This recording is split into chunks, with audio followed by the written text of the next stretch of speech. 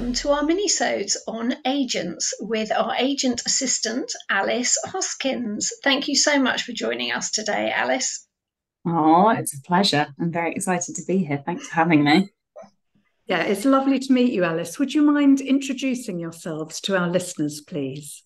Of course. So I'm Alice Hoskins and I work with literary agent Sophie Lambert at C&W Agency, which some listeners might know as Conville and Walsh, as it was previously known, and it's part of the Curtis Brown Group. I joined C&W in January 2022 after a few years working in the theatre, film, TV, and education industries, respectively, as a freelancer. And I'm so excited about these minisodes, and I know they're going to be so helpful to so many of our listeners and probably to us as well. So thank you. So without further ado, let's get cracking. Welcome to Minisode 3. Today we're covering author and agent relationships and communication. And a question I see a lot of is how long should we be waiting to hear from an agent once we've submitted a manuscript? I think we say to allow a period of about 3 months, which probably feels interminable. Does that sound interminable? It sounds interminable because I remember how long that lasted. Waiting is hell. Yes. Agony. I mean, as I've said, agents and assistants are incredibly stretched and often, working overtime and weekends to keep up with their current client list and be delivering the best service that they possibly can be there. So I think just as painful as it is, trust that they really want to get to it, and they might have already got to it. They might be sharing it with other people. They might be, letting the dust settle after reading it and giving it a couple of weeks. All sorts of things could be going on. But don't panic if it takes a long time, because I've known it to take longer than 3 months as well. Sorry. No, that's good to know. I think many authors have said that they experience radio silence. So they send it off their manuscript and it disappears into the ether, and they don't hear anything. So you're saying you shouldn't read anything into that for the first kind of 3 months or whatever that particular agency specifies on its submissions. But when would you say it was acceptable to give an agent a nudge? So this is tricky. I think they won't have forgotten about it, I hope. We kind of try to keep track of everything as best we can, and that is often the assistant's job. You can trust that you'll definitely hear back from them. It's a yes. The annoying thing is that some people don't send rejections. We try and send rejections to everyone, with a little bit of detail and a bit of actual feedback as well. I mean, you're entitled to send a nudge. Yeah. I was just going to jump in there and ask why do you not send rejections? I know you do, but some agents obviously don't. Why do they not, even if it's just a one-liner? Is it just they don't want to get involved in that kind of communication if they're not going to take things forward? Or maybe, that maybe there's a fear that it will start up a sort of dialogue. I think I don't love it it seems to be becoming more common though, doesn't it? Anecdotally, I've heard that that's happening more and more often. Absolutely. And I think the sheer quantity is also an issue. But I think it's sort of a decent thing to do, really, to let people know and not leave them in the lurch. But I would say in terms of nudging, I think you can definitely nudge if you have any sort of news or information that an agent might need to know, or that might sort of help inform their decision. So if you've been, if you've entered a prize or an award, or you've got a nomination, or your poem or your short story or whatever has been featured somewhere, or you wrote an article, I think sharing that is brilliant. If you've got a podcast, anything like that sort of adds to your profile, and that gives an agent an opportunity to maybe look at another side of you in a different kind of style of work or type of work in a different genre or a different area. But I think it's also really important, to let agents know if you have signed with someone else, or if you're, but that's so you can let an agent know that if other agents are interested. I think that's a good way to give someone a nudge, because then they will speed up, and really bump that to the top of the priority list. But I have known instances where people have accepted representation elsewhere and not let agents know, and then an agent has finally got to that manuscript and spent a weekend reading it and come back on the Monday and been like, yeah, I want to offer it, and they've already gone with someone else. And I think that is unfair.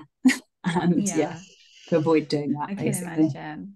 So we've talked a little bit there about submitting to agents, but when you've signed with an agent as well, I think there can sometimes be a bit of a delay in communication as well there. Sometimes when agents get really busy, and I know that we're a bit of a needy bunch, us authors sometimes.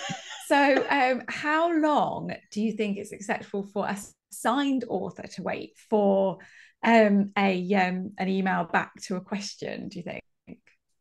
I don't know that there's a hard and fast. It depends what your question is as well. If it's like, I haven't received, my delivery advance money, that is important, and you need a reply.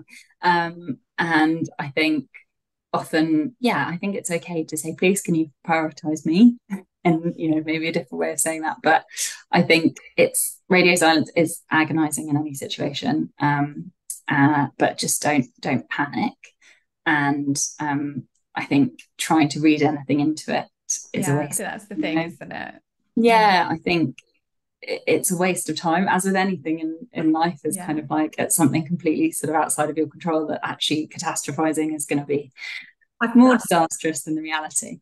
I think we authors are very good at overthinking things and coming up with all the possible things that could be happening and what they'll think of our manuscript and all those sorts of things. Well, we wouldn't be able to write the books if we didn't, would we? Exactly. That's the thing. It's like that imagination goes into overdrive. Yes. Totally. Can I just ask another question about when we hear back from agents and rejection letters? I'm not sure. I don't think we've covered this question elsewhere.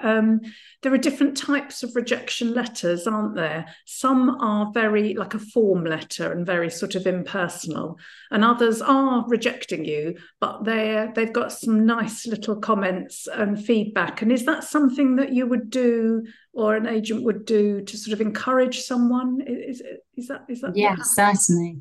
Or actually to try and maybe steer a project in a slightly different direction with that. And I think we will often say, we really enjoyed this. Have you thought about tweaking XYZ? And please do send anything if you do take those edits on. And then sometimes they might send, a vastly improved manuscript, and then might get signed by that agent. So I think, trust that agent has really, really liked what you sent them if you get that sort of more curated response, because it is. I think also there are some situations in which an assistant might have read something and really, really, really loved it, and then the agent might not have had capacity to take them on, and then the assistant sends a sort of love letter because they really get.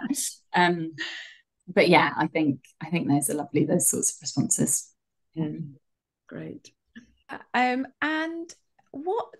when an author has been signed by an agent, it's not quite as simple as the book then goes straight out to publishers, is it? So what happens then with the level of editing? Is there sort of a standard amount of editing an author could expect before they then get to go out on submission and wait again? I mean, no, that's sadly not. I think, as I said, it varies a huge amount from agent to agent. Everyone at C&W, I think, devotes just an enormous amount of editorial attention to their authors. And like I said earlier, it's because they want to get the best deals from their author and present manuscripts to editors in the best shape possible. And it also maintains the reputation of an agency, I think, if the quality of what you're sending is in incredible shape, and actually if the editors don't have to do that much work when we eventually sell it. But it's I think, it's tricky because some authors really want a lot of editorial guidance and attention, and some just don't want it at all. And if that level of involvement doesn't work for you, that's a conversation that can be had, or you can think about moving. But I think generally, when you're signing with an agent, there will be conversations around how much editorial work they're expecting the author will need to put in over the next year or so, or and to give a sense of timeline, I think is really helpful. And I think with everything, just clear communication and transparency about that from the off before you sign is actually key. But at the end of the day, it's always up to the author, really. It's your book. And I think the best agents do respect that, because we wouldn't exist if it weren't for those books. But I think, trusting the process and enjoying the editorial process, and even though it can be frustrating and exhausting, I think there is something quite satisfying about whittling something into shape. And also it presents an opportunity to have a team around you in those early stages. If you have an agent and an assistant and maybe another assistant who are all sort of working on it with you, I think it can kind of remove some of that loneliness that I imagine is a thing. That's so true. That's very true. Yes. Do you ever send out manuscripts that come in without any editing? Do some need no editing at all, or is it always need work? I've never experienced that. Right.